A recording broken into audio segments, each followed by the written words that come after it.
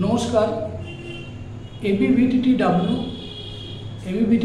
এর রাজ্য কোর কমিটির নির্দেশে এবং শ্রদ্ধেয় রাজ্য সভাপতির পরামর্শে কিছু বিষয় আপনাদের সামনে পরিষ্কার করার জন্য আমি আপনাদের সামনে উপস্থিত হয়েছি। আমরা লক্ষ্য করেছি এই নতুন নোটিফিকেশনটা যেটা বৃত্তিমূলক সংসদ প্রকাশ করেছে এবং যে সংক্রান্ত বিষয়ে আমাদের সংগঠনের পক্ষ থেকে আমরা একটি ভিডিও করেছি, সেই সংক্রান্ত বিষয়ে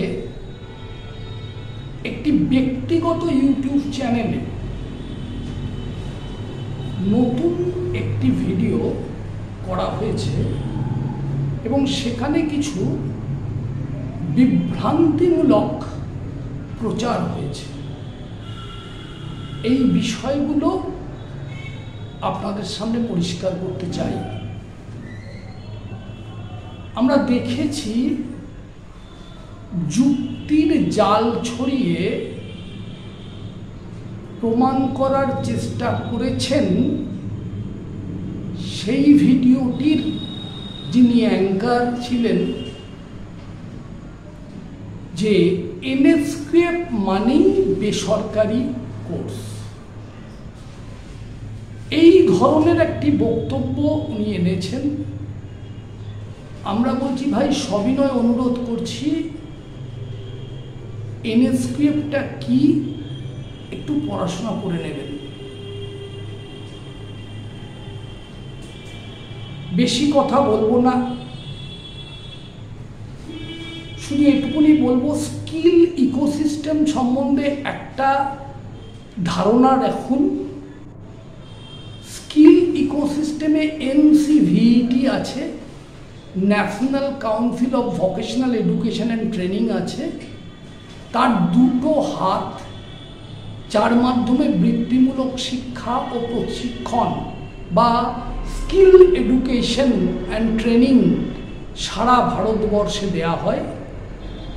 তার একটি হাতে রয়েছে NSDC, national skill development corporation, যার আন্ডারে রয়েছে ডিফারেন্ট সেক্টর স্কিল কাউন্সিল। আর অন্য একটি হাতে রয়েছে ডিফারেন্ট স্টেক হোল্ডার, অর্থাৎ রাজ্য সরকারি, বিভিন্ন রাজ্যের সরকারের যে স্কিল ডেভেলপমেন্ট ইনিশিয়েটিভগুলো।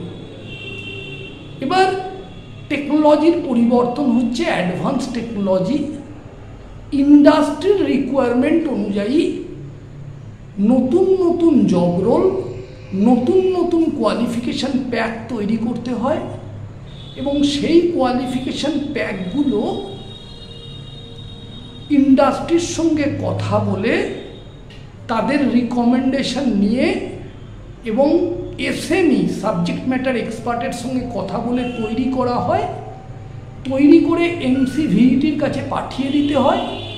সেখানে এনএসকিউসি আছে, ন্যাশনাল স্কিল কোয়ালিফিকেশন কমিটি, তারা রিভিউ করেন এবং রিভিউ করার পরে তারা অ্যাপ্রুভ করলে সেটা একটা কিউপি বা কোয়ালিফিকেশন প্যাক তৈরি হয়, তার একটা কোড নাম্বার আসে এবং সেটা এনকিউআর ন্যাশনাল কোয়ালিফিকেশন রেজিস্টারে রেজিস্টার্ড হয়। এবং সেই কোর্সগুলোর মধ্যে কিছু কোর্স এনএসকিউএফ অ্যালাইন্ড হয়, national skill qualification framework aligned হয় এবং তার বর্তমানে 1 থেকে 8 অবধি লেভেল আছে।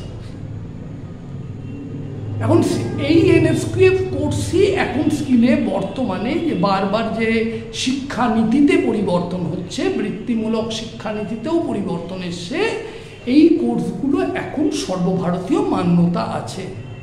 তাই এই কোর্সগুলো বিভিন্ন রাজ্য সরকারের স্কিল ডেভেলপমেন্ট ইনিশিয়েটিভও পড়ান। যেমন আমাদের সরকার, যিনি নিজেই এই অ্যাওয়ার্ডিং বডি এবং তারা নিজেরাই এই জব রোল ফ্রেম করে পাঠিয়ে সেটাকে কিউপি ফরম্যাটে নিয়ে এনকিউআর লিস্টেড করেছেন। তাই এনএসকিউএফ কোর্স পড়ালেই তারা বেসরকারি এরকম বিষয় নয়। অনেক ধরনের ব্যাপার আছে। যারা সেক্টর স্কিল কাউন্সিলে পড়াচ্ছেন তারা ট্রেনিং প্রোভাইডার, তারা বেসরকারি।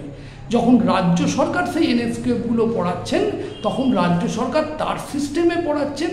তার কিছু সরকারি অংশ আছে, কিছু বেসরকারি অংশ থাকতে পারে, যেমন CSS BSc centrally sponsored scheme, সেখানে ট্রেনিং প্রোভাইডারদের কাছ থেকে টিচার নেওয়া হচ্ছে।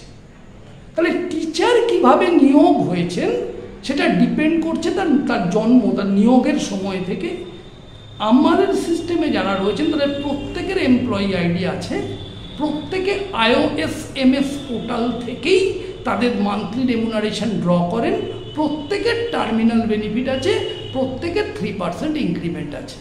তাই কোর্সটা যেটা বৃত্তিমূলক সংসদ চালাচ্ছে তারা শুধু এডুকেশন এক্সামিনেশনটা দেখে, আর যাদের 60 বছর দেয়া আছে তারা 60 বছর অবধি কী পড়াবেন সেটা তারা বলবেন।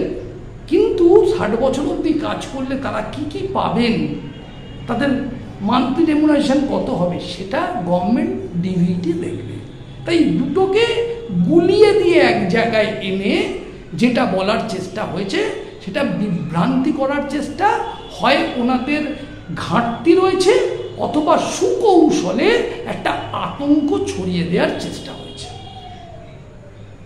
এটা আমাদের মনে হয়েছে, আমরা পরিষ্কার করলাম। এর সঙ্গে আমরা আরেকটা জিনিসও লক্ষ্য করলাম, বলা হচ্ছে বা প্রমাণ করার চেষ্টা হয়েছে এটা কোনো নৈতিক জয় নয়, যেটা আমরা বলেছিলাম নৈতিক জয়।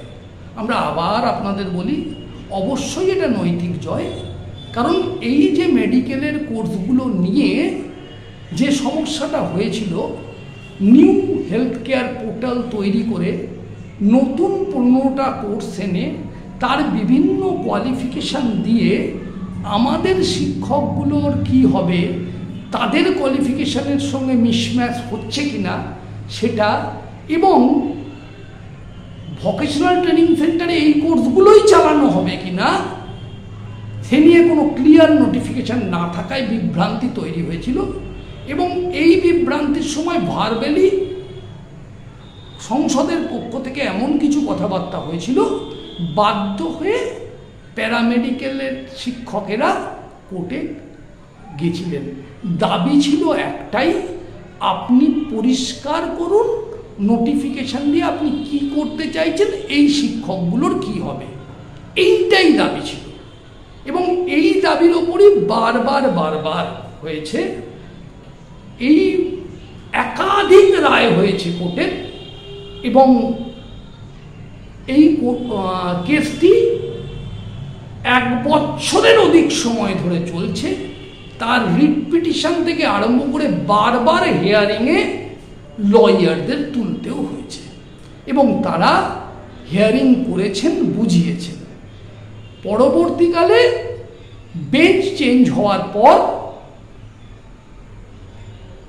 সামার ভ্যাকেশন পড়ে যাওয়াতে যখন দেরি হচ্ছে, তখন একজন সিনিয়র লয়ারের পরামর্শে আমরা 20শে মে আবার পিটিশনারদের পক্ষ থেকে পয়েন্টগুলো দিয়ে আবার চিঠি দিই, এবং সংসদ বুঝতে পারে যে এই যে আমরা যেটা বলে এসেছিলাম যে বিষয়টা আমরা ঠিক করে দেব, সেটা ঠিক করিনি, এটা আবার এরা কোর্টমুভ করবে। সেই অবস্থায় একটা নোটিফিকেশন হয়েছে, যেটাকে ওরা ক্লিয়ার বলছে, তার মধ্যে কিছু বিভ্রান্তি আছে। এক জায়গায় 165টা ভিটিসি, এক জায়গায় 306টা ভিটিসি। 165টা ভিটিসিতে 179 জন শিক্ষক প্রশিক্ষক, 306টা ভিটিসিতে 368 জন শিক্ষক প্রশিক্ষক। তাদের একটা গ্রুপকে, 165টাকে 15টা কোর্সের জন্যই, আর 306টা ভিটিসিকে একটি কোর্সের জন্য বিবেচনা করা হয়েছে, একটি জব রোলের জন্য বিবেচনা করা হয়েছে। এবং সেখানে আমরা লক্ষ্য করেছি যে এমন কিছু আছে, একই শিক্ষাগত যোগ্যতার একজনকে 15টা কোর্সের জন্য বলা হয়েছে, আবার একজনকে একটি কোর্সের জন্য বলা হয়েছে। আমরা এটাও দেখেছি একই ভিটিসিতে 2 জন শিক্ষক আছে, সেই ভিটিসিটা কোনো একটি জব রোলের জন্য হয়েছে, তাহলে 2 জন ইনস্ট্রাক্টর কি পড়াবেন। আরেকটা আমরা দেখছি প্রাইমা ফেসি ভেরিফিকেশন শব্দটা ব্যবহার করা হয়েছে এবং কিছু ভিটিসির নাম নেই। এই সম্পূর্ণ বিষয়টা নিয়ে সংগঠনের পক্ষ থেকে আমরা এর পরের সপ্তাহ শুরু হলেই আমরা কারিগরি ভবনে গিয়ে সংসদের সঙ্গে যোগাযোগ করছি এবং আমাদের লয়ারদেরও পুরো ব্যাপারটা অবগত করেছি। কিন্তু এই শিক্ষকগুলো যেটা মূল যে একটা নোটিফিকেশান এবং যে নোটিফিকেশানে এদের কি হবে বলা, সেটা পরিষ্কার বলে দেওয়া হয়েছে are found to B eligible. তাহলে অবশ্যই আমরা মনে করছি এটা নৈতিক জয়। আগে যেমন কিছু না লিখে বারবার কাউন্সিল ইগনোর করছিল এবং এমন একটা ভাব নিচ্ছিল যে যেন আমরা মেডিকেলটাকে তুলেই দিচ্ছি, তুলে দেওয়ার কোনো প্রশ্নই নেই। 60 বছর আছে এবং এরা এলিজেবল, এটা কাউন্সিলকে বলতে হয়েছে। এবার কি কোর্স পড়াবে, যে কোর্সটাকে বেসরকারিকরণ বলা হচ্ছে, একদমই নয়। প্রতিটা টিচারের যা যা প্রাপ্য, যেমনভাবে প্রাপ্য, সে জায়গাটা ঠিক আছে। কারণ টিচার কি পাবে না পাবে সেগুলো 2021 সালে বলে দেওয়া হয়েছে। এই টিচারগুলো কোনো রেট্রোস্পেক্টিভ এফেক্ট এনে কারো কোনো রকম প্রাপ্য আটকে রাখা যায় না, কারণ which is detrimental to the incumbent there should be no retrospective effect. এটা হলো কথা। সুতরাং এই যে কথা বিভ্রান্তি ছড়ানোর চেষ্টা হচ্ছে, আমরা বুঝেছি। আমরা মেডিকেলের প্যারামেডিকেলের শিক্ষকদের বলছি শান্ত থাকুন। এনএসকিউএফ মানে বেসরকারিকরণ নয়। যাদের নাম নেই অবশ্যই তাদের নাম আসবে এবং সেই সংক্রান্ত বিষয়গুলোর লিস্ট তৈরি হচ্ছে, সেটা আমরা লয়ারকেও দেব এবং কাউন্সিলেও জমা দেব। কিচ্ছু হওয়ার কোনো জায়গা নেই, বিভ্রান্তির কোনো জায়গা নেই।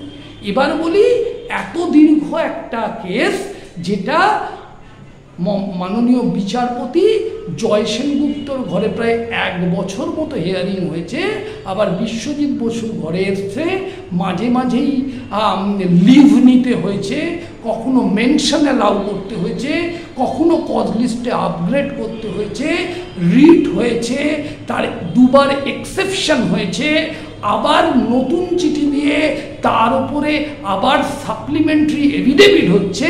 এই পুরো বিষয়টা হাইকোর্টে করতে কত খরচ হয় আমার মনে হয় যারা হাইকোর্ট সম্বন্ধে আইডিয়া রাখেন, এবং 1 বছরে অন্তত 20 বার যদি হিয়ারিং হয়ে থাকে, সেই হিয়ারিংয়ের জন্য কত খরচ হয় সেটা জানলে চালাকি করে কুটিলতার দ্বারা কিছু লোককে ছোট করার যে চেষ্টা, সেটা বন্ধ হবে।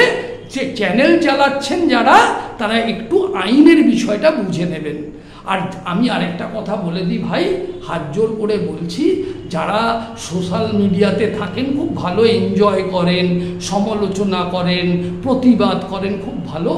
এমন প্রতিবাদ করবেন না, মানে অন্তঃসার শূন্য কথাবার্তা বলবেন না। অলরেডি আমরা সাইবার ক্রাইমের সঙ্গে যোগাযোগ করেছি এবং কিছু অন্তঃসার শূন্য অভিযোগ আমরা দেখতে পেয়েছি এবং কিছু ফেক অ্যাকাউন্ট বলছেন কেউ কেউ। ফেক অ্যাকাউন্টেরও একটা প্রোটোকল আইডি হয়, কোথা থেকে এটা হয়েছে সেটা ধরা যাবে। আমরা আমাদের পক্ষ থেকে বিস্তারিতভাবে আইনানুগ পদক্ষেপ নেওয়া শুরু করেছি। তাই বলছি, যারা বিভ্রান্তি ছড়াবার চেষ্টা করছেন, আমরা সংগঠনের পক্ষ থেকে সতর্ক করলাম, অবিলম্বে নিজেরা সংযত হন। আর যারা এটা মনে করছেন যে এত বড় একটা বিষয় যেটা জিও বার করে যাদেরকে ইনএলিজেবল প্রমাণ করার চেষ্টা, তাদের এলিজেবল বলা হয়েছে, তাদের নৈতিক জয়টাকে খাটো করা, হয়তো মনে হচ্ছে কারো বোধহয় কেউ খুব বড় হয়ে যাবে বলে যিনি মনে করছেন যারা। আমি বলছি ভাই, আপনারা বেসরকারি চ্যানেল চালান, বিভিন্ন বিষয়ে আলোচনা করেন, ওইগুলো নিয়েই ব্যস্ত থাকুন। বৃত্তিমূলকের বিষয়ে বৃত্তিমূলক সংবাদ যেটা করে, এটা একটা সংগঠনের নিজস্ব অফিসিয়াল ইউটিউব চ্যানেল। এর কোনো মুনাফা নিয়ে ভাবে না ABVTTWA। এটা একদম সংগঠনের চ্যানেল, সংগঠনের মতোই বক্তব্যটা এখানে রেখে চলে। তাই এগুলো থেকে বিরত থাকুন। অবশ্যই নৈতিক জয়, আবার বলছি, বিভ্রান্তি ছড়িয়ে এগুলো করা যাবে না। আর যিনি বলছিলেন এই সমস্ত কথা, কত টাকা দিয়েছেন, তারপরে বলছিলেন এনএসকিউএফ মানে বেসরকারিকরণ হবে, ওনার জানার কোনো ঘাটতি থাকতে পারে। আর যে অ্যাঙ্কারও বলছিলেন, আমি বলছি NCVT, NSDC, NSDA, stakeholder, NSQC, QP, job role, এগুলো একটু পড়ে নেবেন। স্কিল ইন্ডিয়ার সাইটে গেলেই এগুলো পাওয়া যায়, নতুন নতুন গাইডলাইন আছে। না জানা থাকলে আমায় বলবেন, আমি হোয়াটসঅ্যাপে শেয়ার করে দেবো। দয়া করে বিভ্রান্তি ছড়াবেন না। আস্থা রাখুন, সঙ্গে থাকুন। নমস্কার।